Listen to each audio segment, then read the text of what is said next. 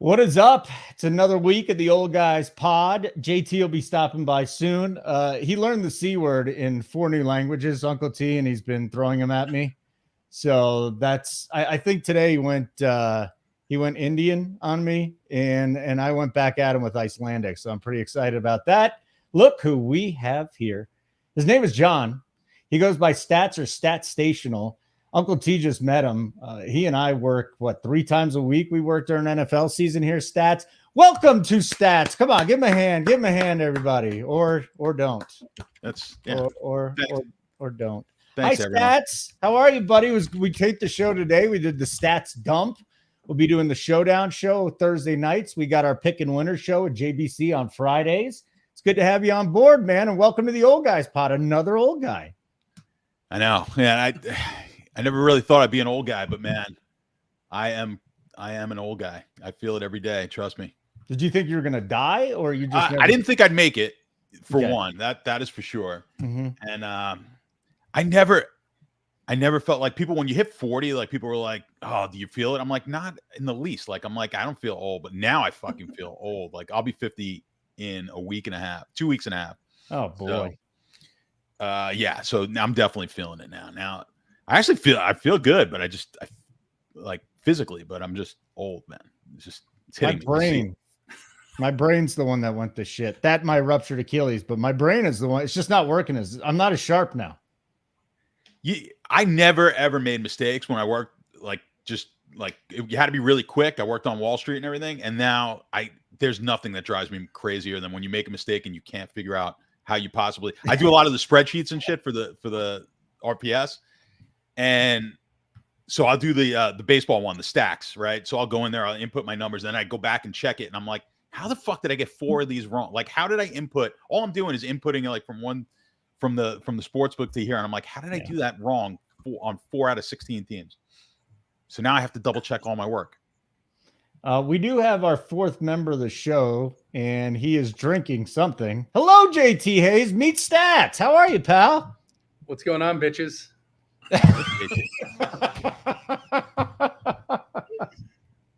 That's how are you? It's nice to meet you. It's actually better to see your face than Holden's, and I am so glad you're here because I was out to dinner and I was good on time, and then all of a sudden I wasn't really good on time. And the one thing that Uncle T had asked me today, he said, please don't leave me with Holden. And when Holden told me that you were in, I said, good. I said, now I don't have to be super worried about the fact that I might be a couple minutes late. And sure enough, Stats, this is the one fucking time out of like 75 of these shows that Holden has actually started this on time. So it is what it is. It's nice to meet you, Uncle T. It's always good to see you. Holden, you're a pity. And that's what it is.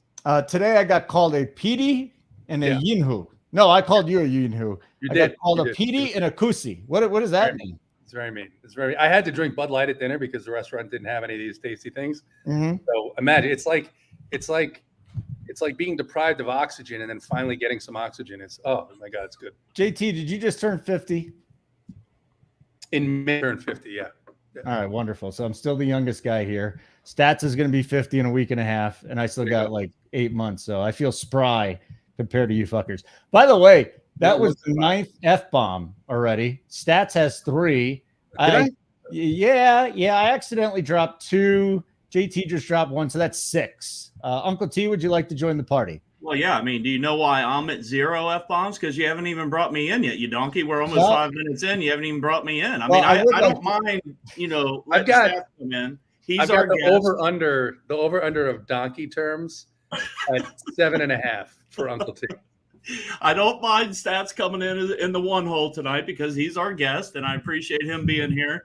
And let's make no mistake, the 3 of us, no matter how much older we may be than Holden, it's not by much. We clearly look much better than Holden for sure. So, but no, good to have Stats here with us. I've been watching, just a quick thing though, but again, not because Stats is here. He's been crushing these shows, and Holden, you've been on there a lot with him. Yeah, and JT, you hate when I go through this stuff, but it's the truth. You guys have been doing a great job on these shows with the stats dump and stuff. I know I've had 2 people that I know that are subscribers that are friends of mine, and they've even mentioned like they really appreciate the new guys we brought on and the new shows that we've got for NFL. So all kidding aside, I've heard some good things. And then again, just it's great to have you. Come on, Holden. Oh, you saw that? Oh, I didn't have the screen up. I forgot I was on here.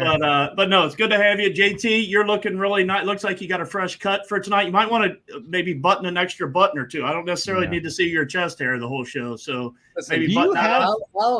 I'll wear exactly what I want to wear. You're wearing. I know you listen. I know you were excited today because there was news that the Tampa Bay Buccaneers are bringing back the creamsicle jerseys. So I know that you're excited about being able to get one of those and put one of those on. I'm out on that. You wear your clothes, I'll wear mine. Hey, so JT and I had a little friendly wager from the morning show on Sunday, and Uncle T got him a little lunch wager from JT. But my Bengals came through. Work out. I had the Bengals. He had Arizona. Yeah, he wanted to bet. I wasn't all that convicted in the bet, but I was like, "Fuck it, we'll go with it." And so there you go. Do you know why he had Arizona? Because like Josh Dobbs, he has alopecia. And I've never seen your eyebrows. You don't have any fucking chest hair. I mean, you do have eyebrows? Don't make me show you my chest hair, babe. Stats, just be patient with us, buddy. There's a lot of nonsense going on, and you might be quiet for a little bit. But I do want to also mention that Uncle T has a nickname in our house now.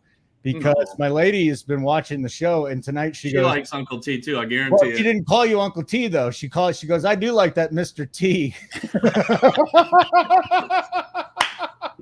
Oh, I said Uncle T's on Mr. T. She's like, oh no, he's Mr. T to me. Mr. T. I love it. You were great in WrestleMania 1. Yeah. I got my ass kicked in one of them, didn't I? Was it the 3 or? You did in the boxing match against Roddy Piper. Yeah. Let's get to know Stats a little bit, okay? It's his real hair. It is. First of all, you guys always bust my balls for dyeing my hair, which I don't. He doesn't dye his hair either, apparently. Yeah, so. No. Well, you can't. It looks darker on the camera than it is in person. Same here. There's no way your hair. It's impossible for your hair not to be dyed. Like, how is that possible? It's 100% dyed. Don't let him fool you. You can't see the. No, we can see the big spot there. It looks terrible. It's here too. So I have not dyed it in a couple years, and I was only dyed it to try and get laid by 20-something-year-old women, and it worked. How'd that work out for you? Very well. No. Then I let it out. How old were you when you were dyeing it? 3 years ago.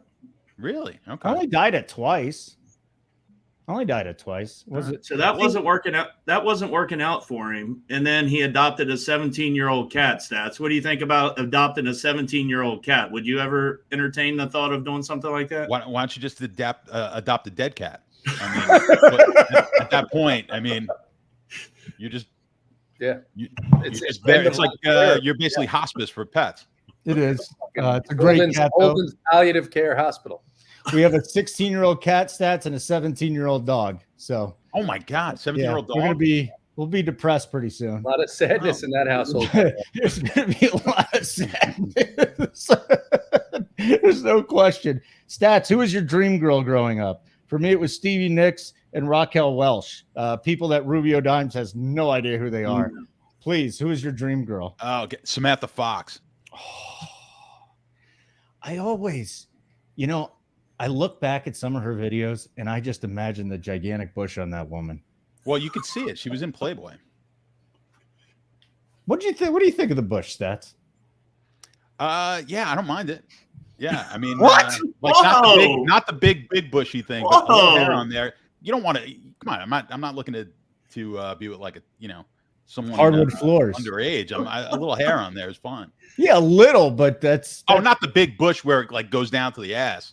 No, you don't gotta have Stats on here every week. Now, Uncle T's going to take a lot less heat now because they've always given me shit about the whole bush thing, and now Stats comes right in there and says, I'm all right with it. You want hair in there. No, but you want it to be manicured. You don't want it you don't want that 80s porn where it's like creeping down into the asshole. You don't want that. I don't think anybody wants that. But no, I can't believe girls actually I'm like, man, I can't believe girls are actually date guys and go down. I'm like, that is the most disgusting thing in the world. Like hair coming out of every asshole and everything. I'm like, I don't know how girls do it, but Yeah, I don't want to see that on my girl. But the hair up top's fine. Yeah, a little bit, just like a landing strip or a nice manicure. I'll take that. Well, like a V or something like that. The problem in the early 90s was you get it stuck in your throat. And we haven't had to deal with that. Anymore. Like you were one that went down there, Holden. Come on. It's my favorite thing in the world. JT, thoughts on Bush? I didn't think this is where we were going to go first for a segment. That's my first thought, but that's fine. I listen. I think less is more. Yeah. I think less is more generally when it comes to that. However, there is something of a trend now where a little bit more is acceptable. So really, not to the level that Uncle T, I'm sure, has between his thighs. Now see here, this is where they go off the rails on me, Stats. They double team me. I don't even get a chance to talk yet. Have you ever? Let me ask you a question. Have you ever used a manscaper? It's great. I still use one. I've got the newest version. Which one do you have? What do you do with it? Yeah, a comb is not a manscape. Walk us through your process. I don't think I need to walk you through anything. You donkey. That's a process for team totals. What's your manscaper process? Don't you worry about it, old man. Puts barrettes in there. And then oh shit. Oh, too much. He's got rubber bands. The Captain Lou Albano look. Lou Albano, that's what I was thinking. Captain Lou, yeah, a little Cyndi Lauper. Absolutely. How are you aware that a little more Bush is back in style? How do you know that? What's that? I didn't want to say that, but yeah, how do you know that the Bush is back in style? I was not aware of this. Listen, I have a wide network, Holden. Yeah, it's called Pornhub. No, it's not Pornhub. I hear Pornhub network. I hear things from my network, and they tell me what's going on, what the people are into. Okay, and that's kind of what I understand. Did we get to stats? Hold on. So who's the dream girl now? You're the fucking Samantha Fox was like the okay, and then Uncle T. Uncle T, what? Who's your dream girl growing up? Oh yeah, I don't know. I'm gonna get made fun of, so why should I even? David Hasselhoff. Betty White. Oh, come on, now you're.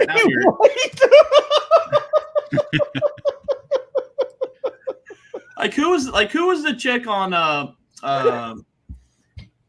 was that? That White Snake video? I like that chick from the White Snake video. Tony Katane. Yeah, Tony Katane. Yeah, I don't mind her. Like, I don't know, like the ones back in the day, like when you like the 80s that you were talking about, like Heather Locklear, like I mean, if you want to go there, I mean, at one time I thought Pamela Anderson was a thing, but I don't know. JT? It's probably one of the 90210 chicks. I mean, pick one. Yeah. Tawny Katane, though, for those of you who don't know Tawny Katane, you probably don't know Chuck Finley either.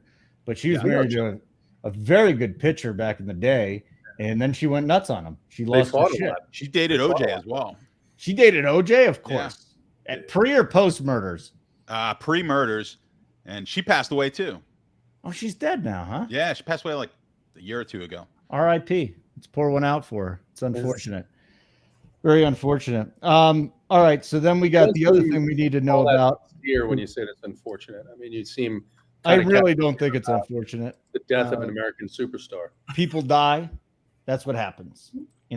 People need to get over that shit. But the other thing, you're a New York guy, JT. When I was young. Sadly, I'm here right now. Yeah. I was a New York guy when I was young. Mm-hmm. Do you know Mickey Rivers? Yeah, I know the name. The old Yankee player. Huh? Stats. So you were hanging out at a strip club with Anthony Mason and Mickey Rivers?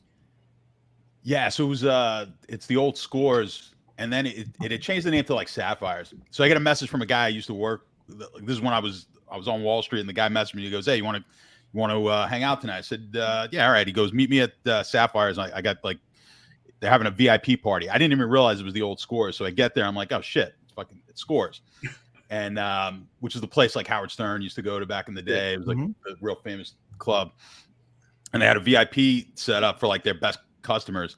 So I was one of the first ones there, and Anthony Mason shows up. So I'm hanging out at the bar with him, really nice guy. But I was telling you, later in the night, they bring out. I'm standing next to the table, and they start bringing out the food. It was like a buffet, but they bring out like shrimp cocktail, like a bowl like a huge bowl on ice of shrimp cocktail. And then they bring out a vat of cocktail sauce, but they hadn't bring out any utensils yet.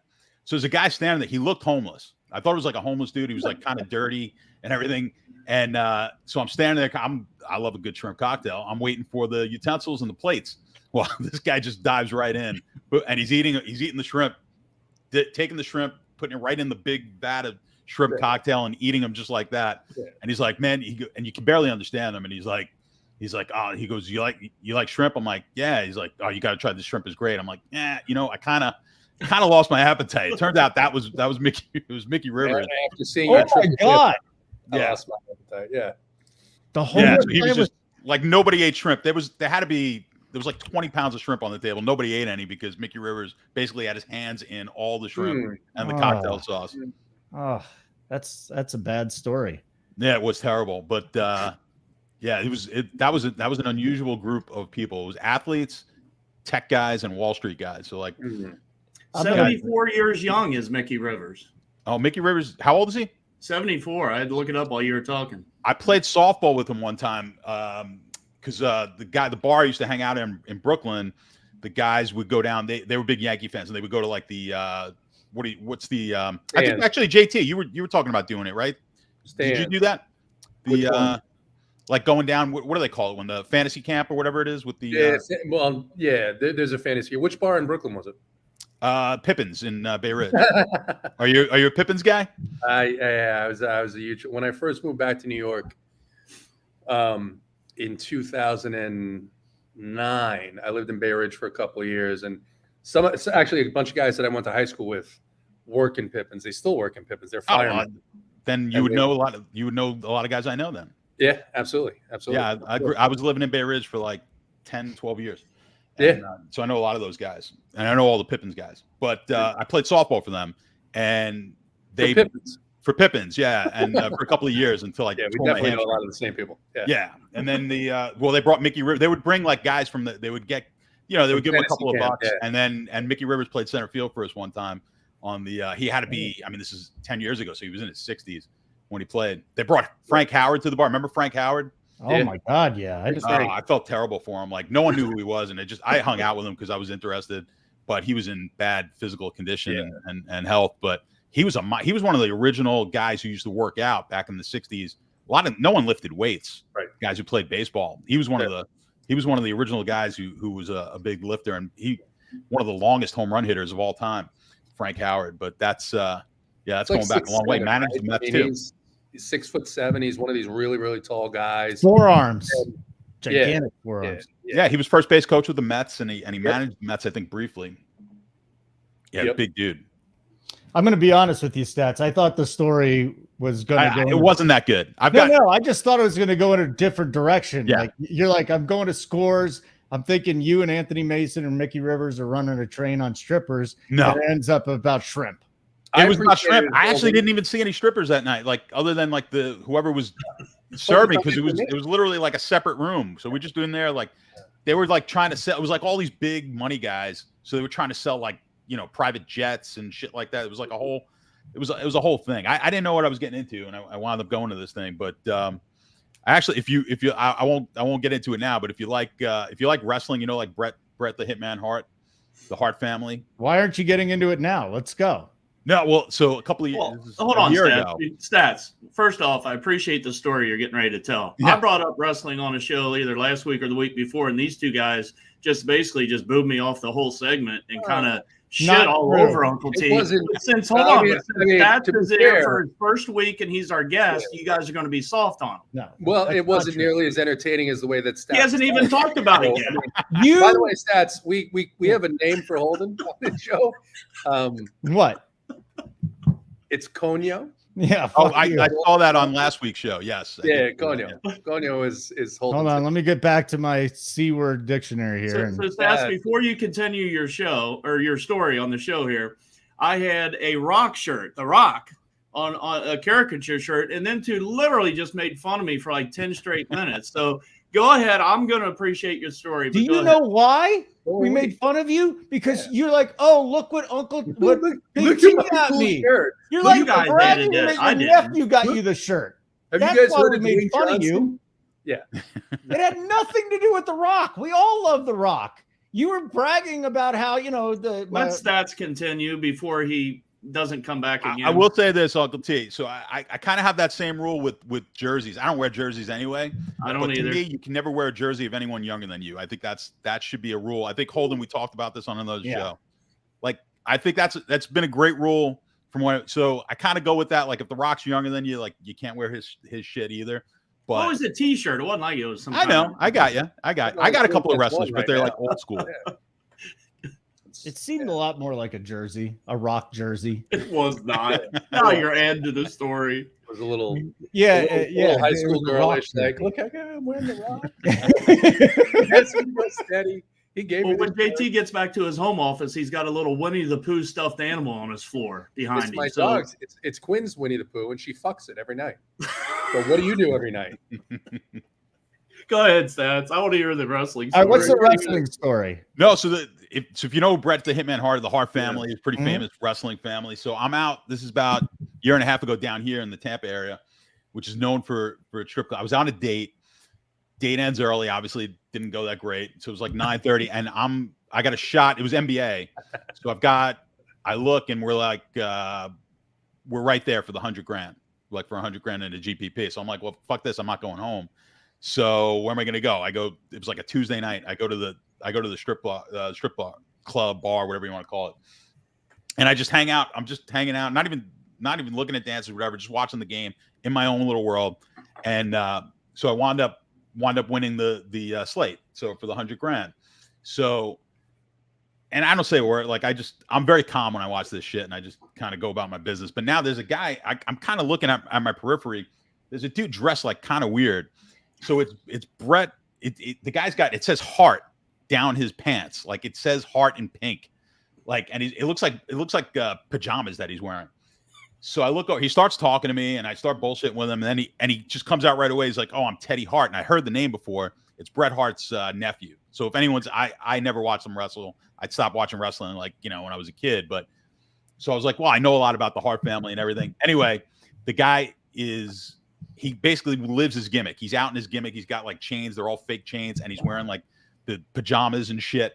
So I wound up going from the club that some other stripper meets him out.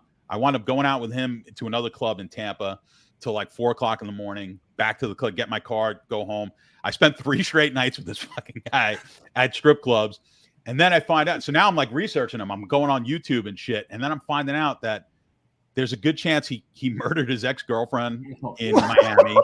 He's got some. I'm like, I need to separate myself as far away as I can from this dude. There's a documentary. I haven't even watched it yet. There's a documentary of him on Peacock. And so you escaped, is what you're saying? He basically escaped this guy. Yeah, I've got a million. Like the dude was texting me like a chick, like that wanted to get. Like he would text me. I would get in at 4 a.m. I had to actually get up and shit to do. I'm like, he's got nothing to do. But he was up at like 8 a.m, like text me. Oh, I had a great time last night and everything. But I'm like 3 nights in a row. He's like, oh, I want to introduce you to like these guys at the big strip clubs in like Tampa. I'm like, all right, whatever. I'll meet these guys. We go there.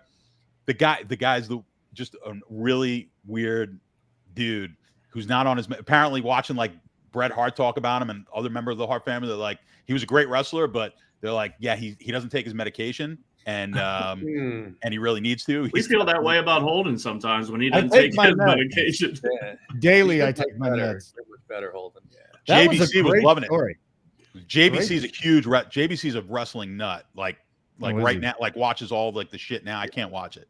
Yeah, I've seen him talking about it in Discord. Oh, and I was just stunned. I'm like, what are they talking about? And look, what you like. Yeah. So, it's the geekiest shit. He doesn't go to the live shows, does he, Stats? Oh my God. You kidding me? Talking about how he has Hold that. on. Oh no. Does he not go to live shows? He goes, this is right before the January before COVID. He's going to Miami to go on a cruise, a wrestling cruise. Right.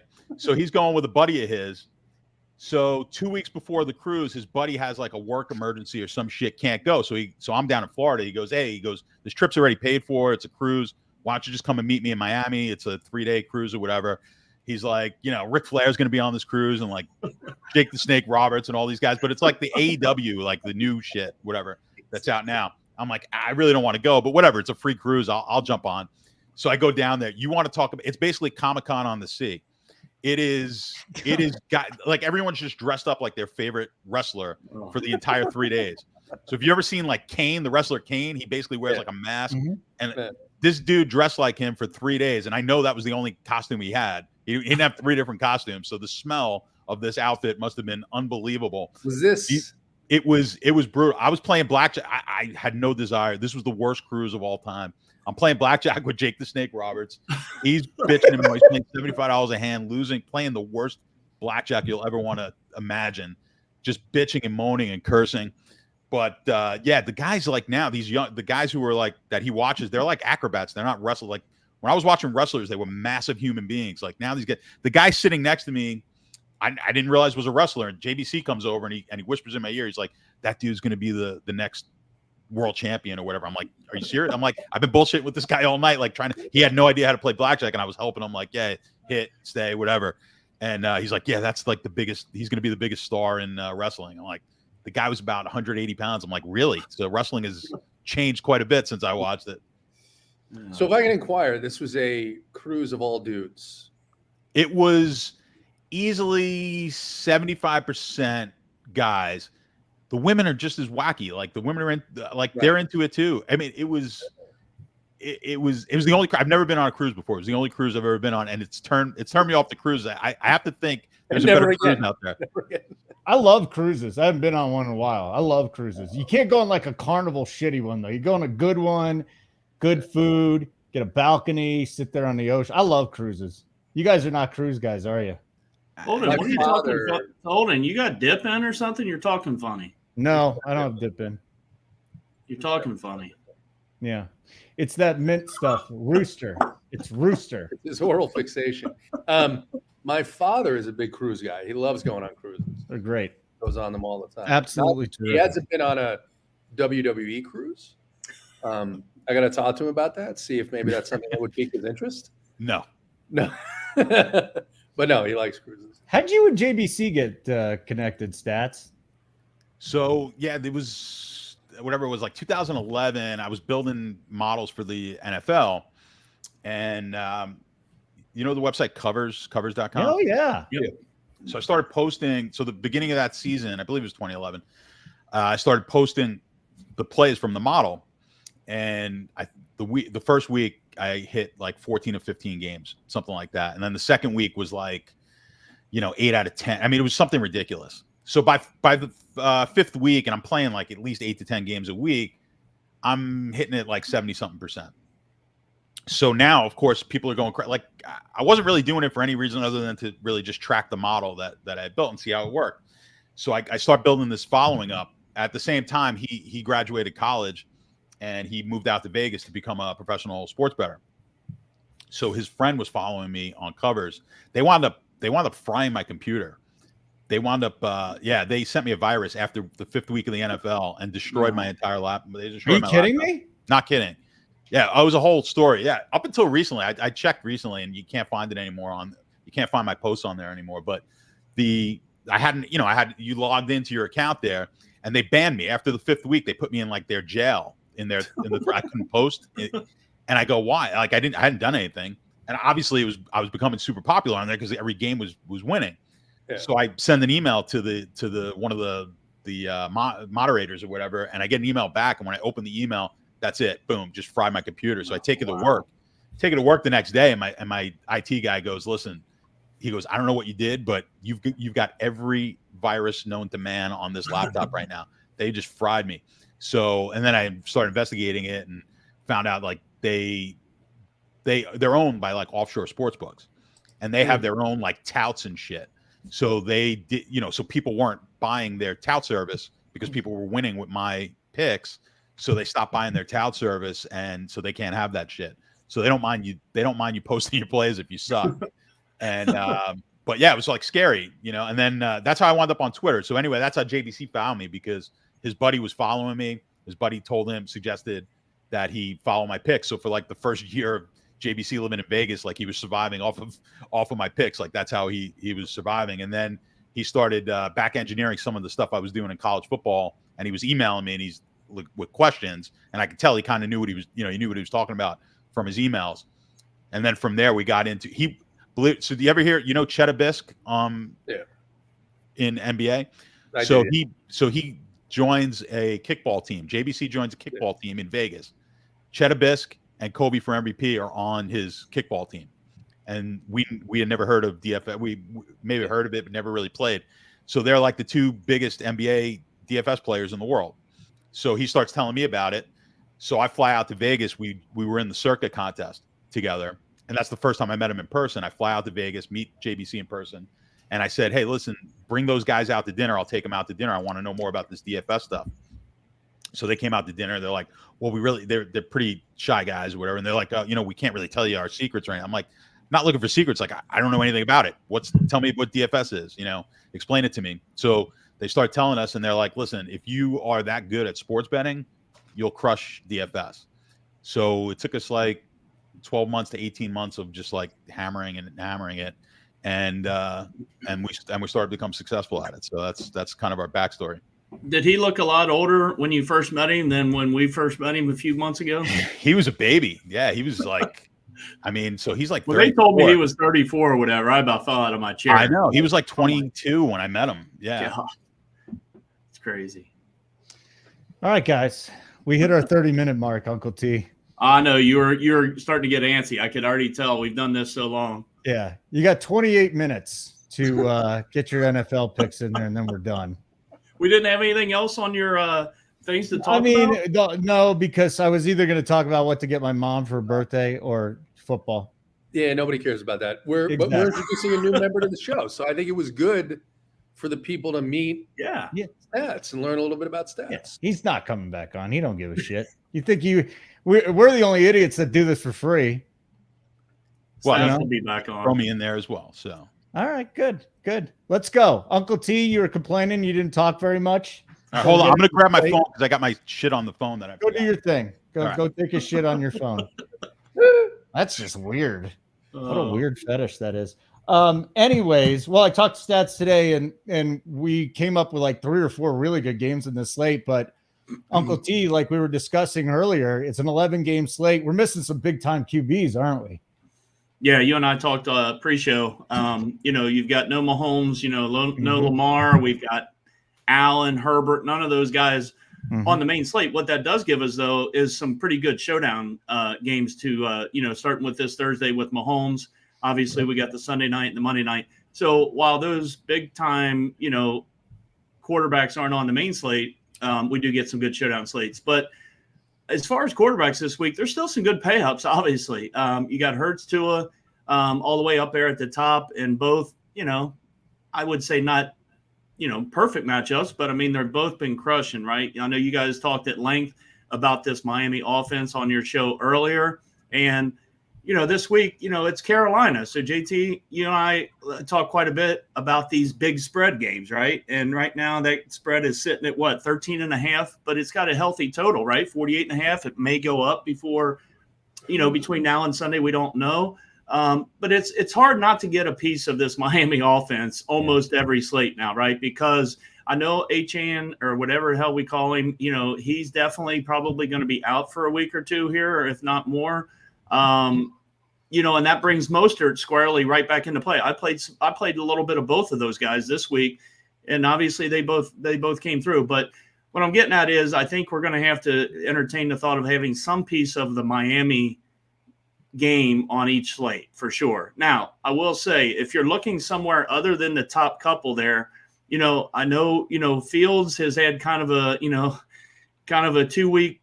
Is he back? I realize the competition hasn't been great, but he's put up back-to-back, 33-point fantasy efforts against, again, Washington and Denver. I get that, but he's still in a decent matchup here in a healthy game total against Minnesota.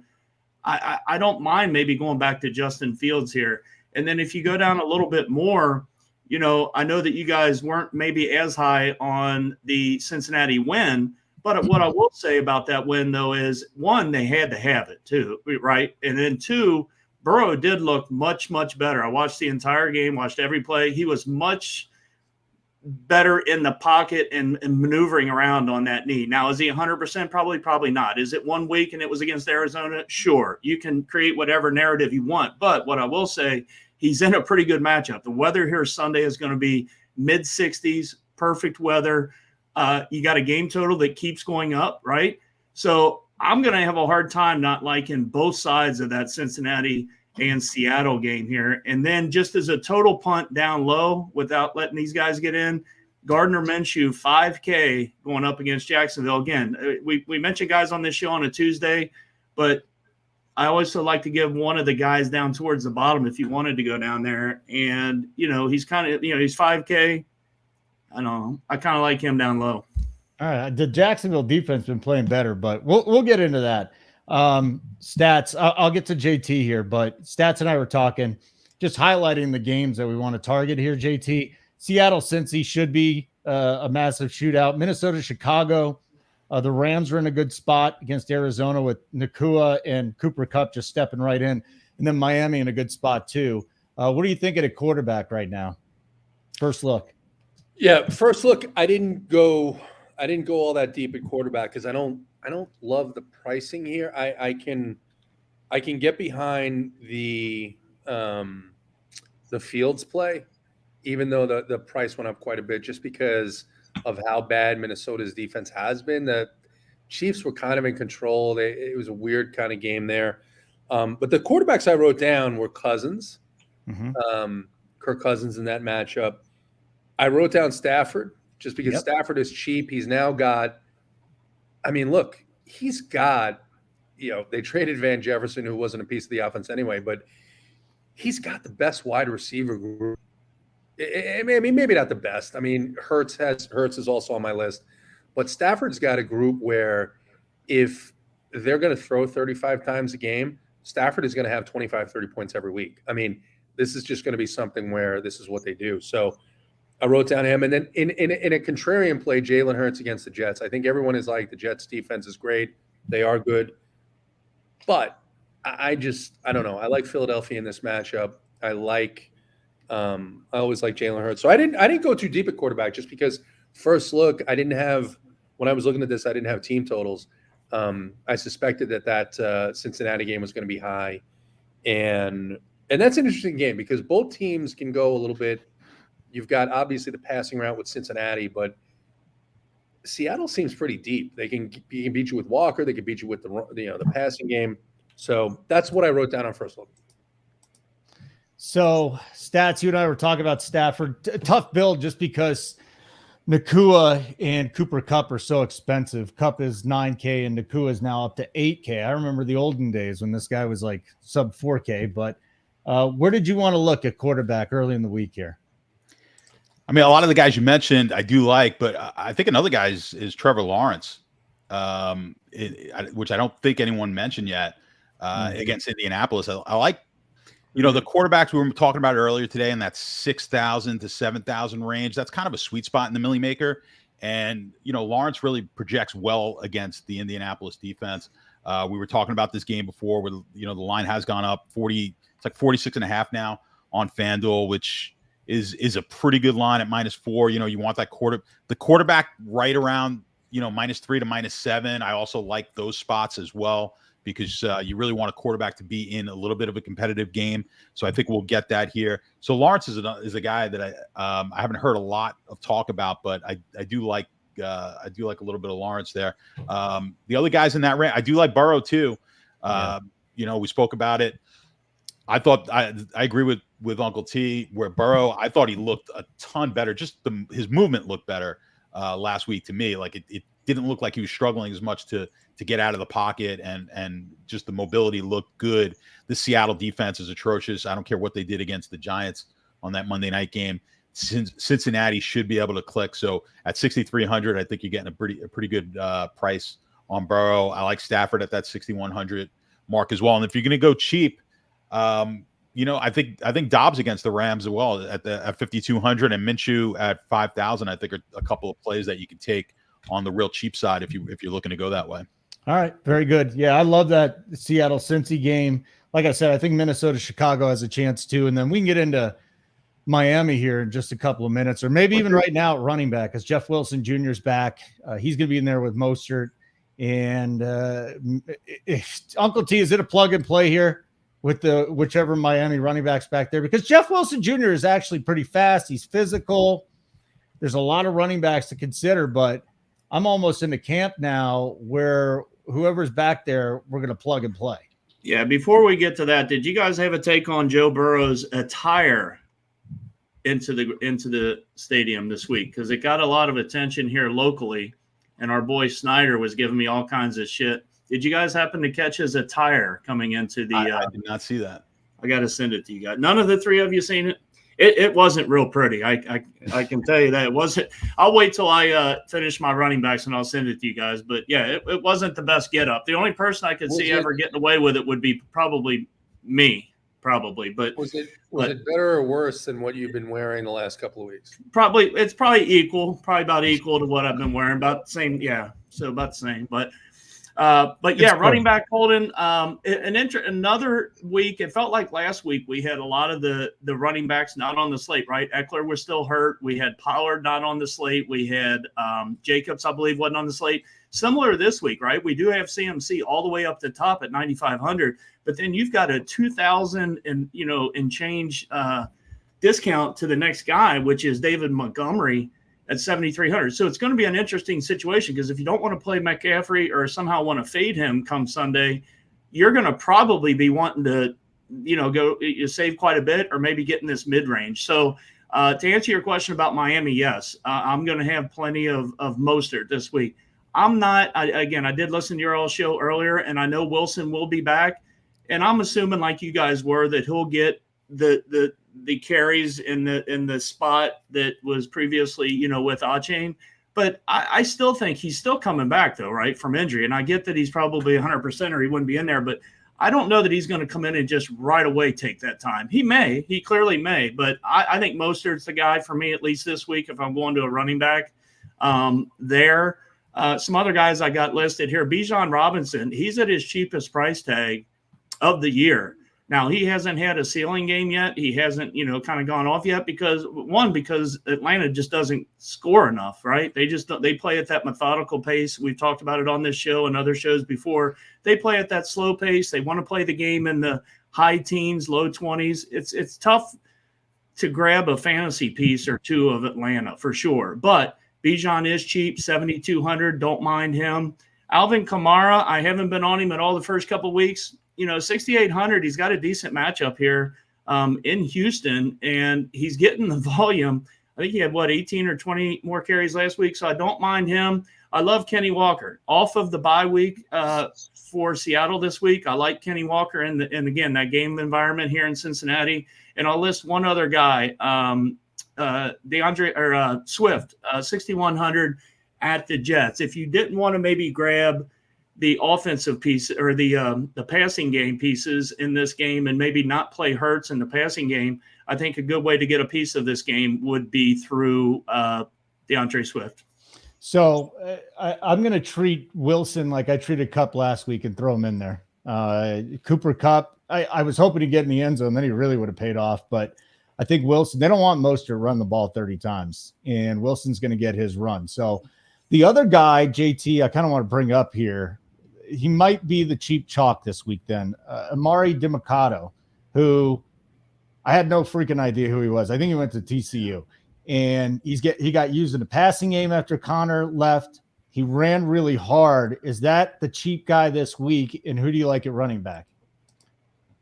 Maybe DiMercato. There's some talk where they were playing Rondale Moore in the backfield as well, or at least they talked about it, but I haven't seen it. So I think he did play, from what I read today, 100% of the snaps after James Conner went down. So trailing script, he might be involved in the passing game. I think that's fine. I've got Mostert, Wilson. This matchup against Carolina is just, one of the best in fantasy football for the running back. So I think what will happen here, though, again, on Tuesday, I think it's Mostert probably 65, Wilson 35. Okay. But if Mostert breaks 6,400, you can play Wilson as well, but I think Mostert will be the guy who gets the bulk. Josh Jacobs is just 7K against the Patriots defense, which, it's just a changing of the guard maybe in New England. I mean, every time we think that, the only thing that I'm concerned about is every time we think that Belichick has lost a step, he turns around and he does something crazy. He is going against Josh McDaniels, one of his former assistant coaches, a guy who he's mentored, whatever. So, take that for what it is. But the fact of the matter is New England's defense is so banged up, missing a lot of guys. I've got Kyron Williams on my list. Kyron Williams with a down game, predictably, against Philadelphia last week. And I still think he's going to get a ton of work, maybe a little bit less now that Cooper Kupp is there. So have to evaluate that as the week goes on. And then I wrote down Swift and Breece Hall in this game, low-scoring game, low total, I'm sure, Jets, Philadelphia. But I just think these guys are talented enough, and if the Jets are smart, Breece Hall will get enough touches because I don't believe, just like, Uncle T said, the Dolphins don't want Mostert running 35 times. The Jets do not want Zach Wilson passing 35 times. So I think you can expect a lot of Breece Hall. And the Philly defense, they haven't been great. So if he can get involved in the passing game, then maybe that's fine. But again, first look. All right. How low can you go here, Stats? Would DeMarcado even be in your pool? And is there anybody lower than that you would at least take a shot on? Yeah, I mean, DeMarcado definitely in the pool. I'm looking now at if I could get maybe Roshan Johnson in there as well in that matchup. I got to see. That is a potential. That's going to be a potential play. I'm just kind of scrolling down to the real cheapies. What was wrong with him, by the way? I thought did he get Herbert's out? Herbert's out. I think, Herbert, right? Exactly. Yeah, Johnson. He had a concussion. Yeah, so concussion. Yeah. So we'll see if he plays, but that's we'll keep an eye on that. But whoever goes in there, even if he doesn't play for the Bears, whoever they use, against Minnesota, that's going to be a real cheap.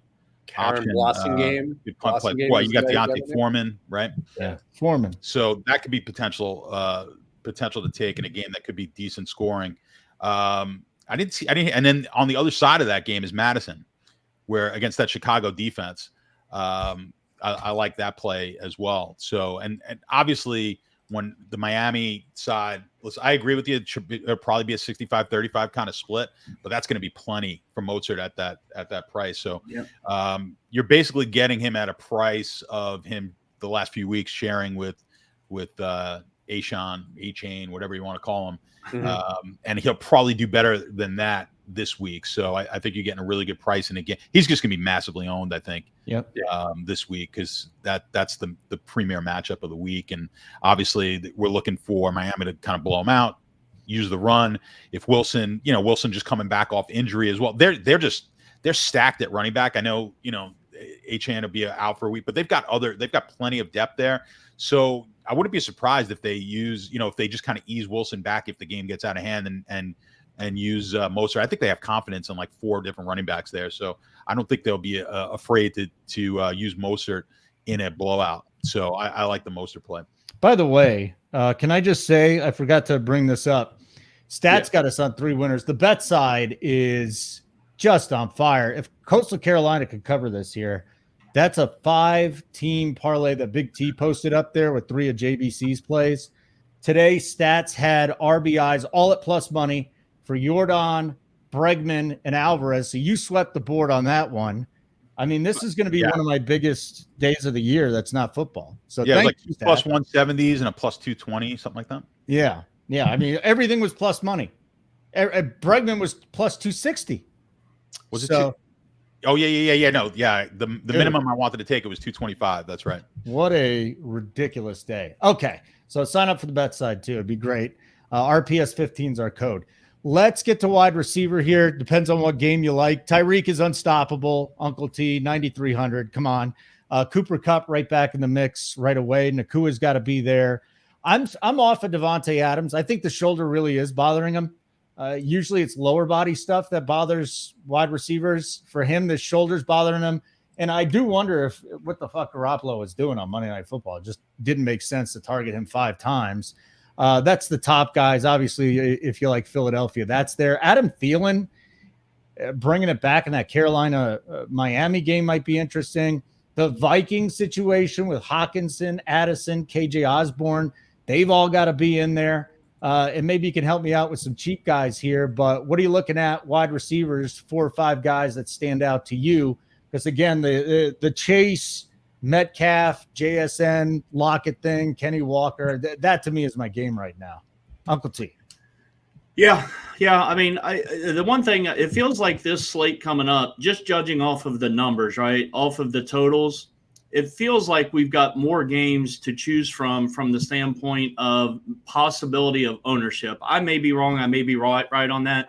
It just feels like the last couple of weeks we've had 2, maybe 3 games in both the early games and the late games where we've been able to see where most of the action may go from the standpoint of targeting games. This week, it feels like there's many, many more. It feels like there's 5 or 6 good spots. So the Miami game is going to be interesting because, like I mentioned earlier, with Mostert, and then how do you want to grab a piece of this game? Again, like JC said, it's Tuesday.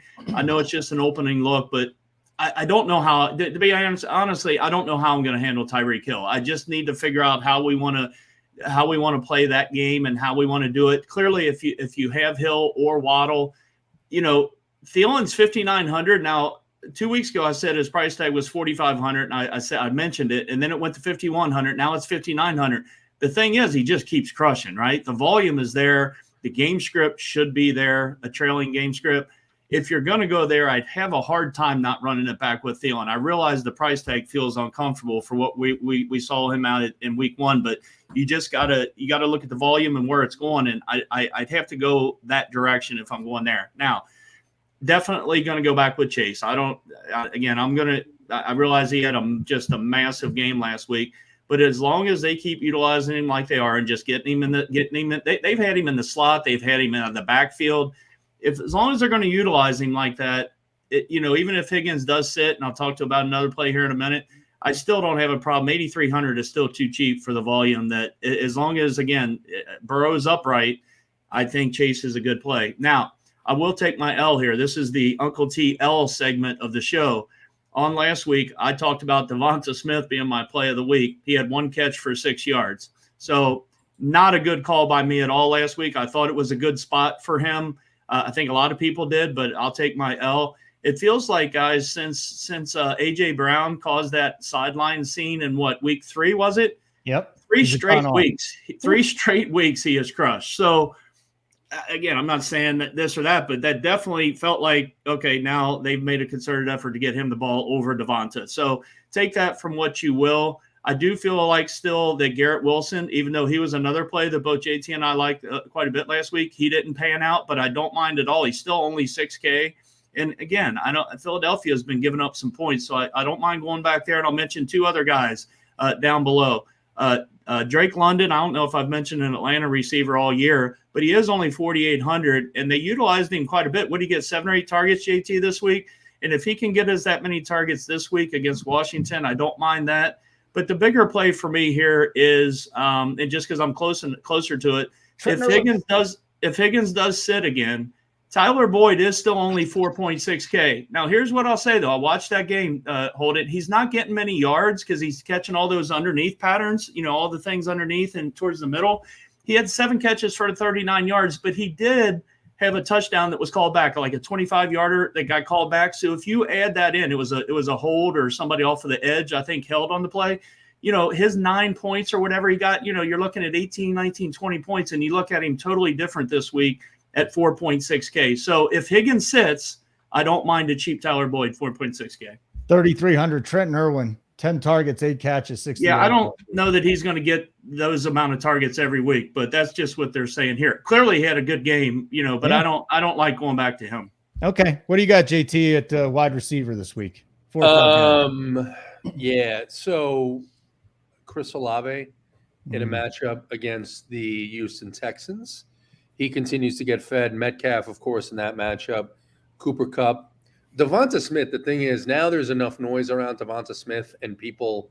The Eagles seem like a team that reacts to what people are talking about more than any other. It's like they're so good that they're like, what are people saying bad about us that we can fix?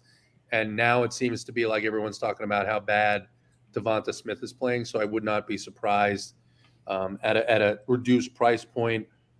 Garrett Wilson, I want to play Garrett Wilson again, but I don't want to play Garrett Wilson again because the Jets' game plan is clearly to limit Zach Wilson's involvement in the offense.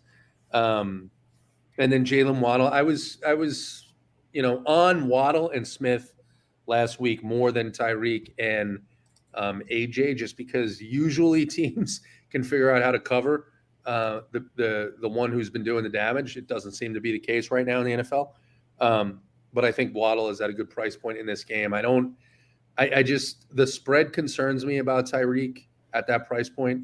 I just don't think that it's going to be a very competitive game. I had Detroit in Survivor last week, so I saved Miami for this week, knowing that they were playing Carolina at home. So I like that. I've got Thielen down, but I don't know how I feel about him in this matchup with Carolina. And then before I was all over Zay Flowers before I realized that wasn't on the main slate, because I'm like, at some point he's going to come through, and against Tennessee would be the spot. But he's JT. I think, not to interrupt you, but talking about Flowers, because you and I both were on him last week. I watched quite a bit of that game. He dropped 2 balls. One was like a 35-yard pass in the middle of the field. He just stumbled and just fell down. It would have been a huge gain. So he had he's been getting the ball further down the field with more opportunity with them air yards, as they call it. But yeah, I like that in general. With them air yards, as they call it. But with them air yards. Well, that's what Holden calls it. I don't. Yeah. The thing, real quick, the Ravens receivers dropped 7 or 8 balls. Yeah. So I was just about to say, that game was the first thing. And what I love about Flowers, they were just running him out, 8 out of 5 yards. They're taking shots to him last week, JT. Yeah, he's getting shots, but it is frustrating. It was frustrating, and I kind of had this feeling as soon as I saw that Bateman was in and Odell Beckham Jr. was in. I'm like, these guys aren't smart enough, I hate to say it, to just target their best players. And so instead, what we saw was Bateman drop a pass in the end zone. Beckham gets targeted, goes to the medical tent, stays out for half the quarter, comes back in, gets targeted again, goes to the medical tent. It's like, come on, man, what are you guys doing? So that's a roster that almost rivals the Patriots in terms of offensive pieces. Oh. It's just disgusting with Gus Edwards, Justice Hill, and they just won't use Andrews and Flowers the way that I think they should. But I'm not an NFL coach, so there you go. What do you got for us, Stats? You and I were talking on the Stats dump about Tyreek still getting his in a potential blowout, right? I mean, look, they were a big favorite last week, and he goes for 35, right? So I tend to not look too deeply into the potential game script and the lines. Like we talked about it, where it's like, in order for them to blow them out, they've got to put up a shit ton of points. So like if they throw 40 points up there, someone's got to score them. Someone's got to get those yards. And Tyreek's the obvious choice, but I do think Waddle, if you want to save a few bucks, Waddle's he's done nothing yet this year. Did get 10 targets last week, just didn't convert on them. So I would expect Waddle in a blowout to maybe get a little bit more action and maybe converts it a little bit more. So I don't mind going down there.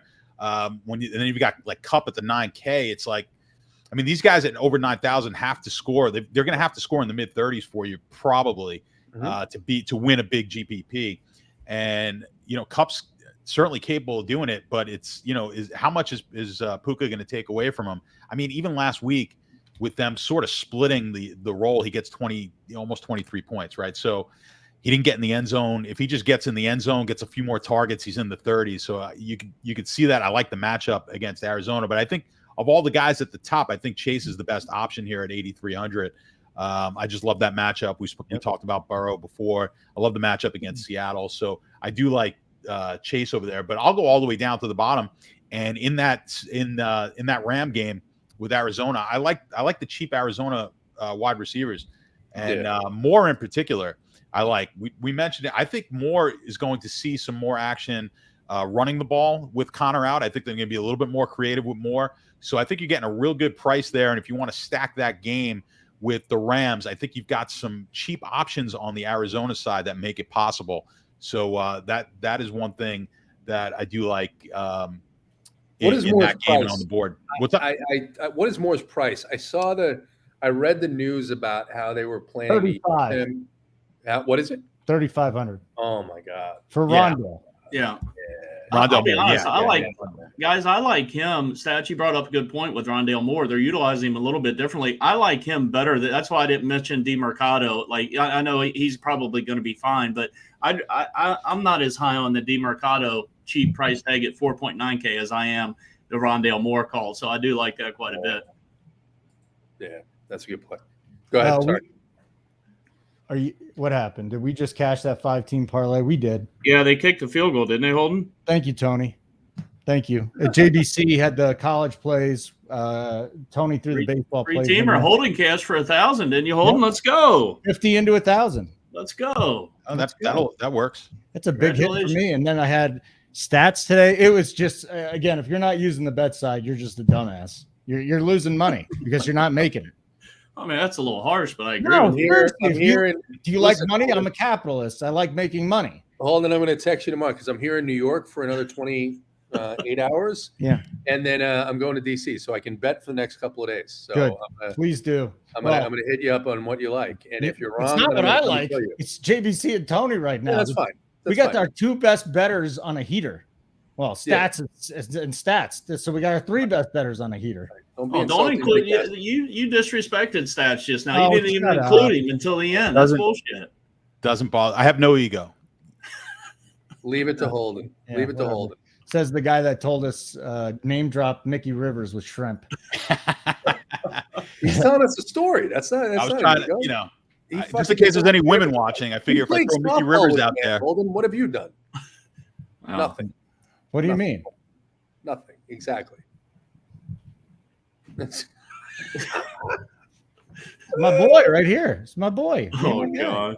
There you go. See, that was back when you colored your hair. Look how much thicker and darker your hair is. You know what that was? That was when I Where'd your Darth Vader hat go? Your helmet you had behind you. My son was wearing it, and Oh, you were wearing it in with your lady last week, is where it happened. It's about to happen in a few minutes.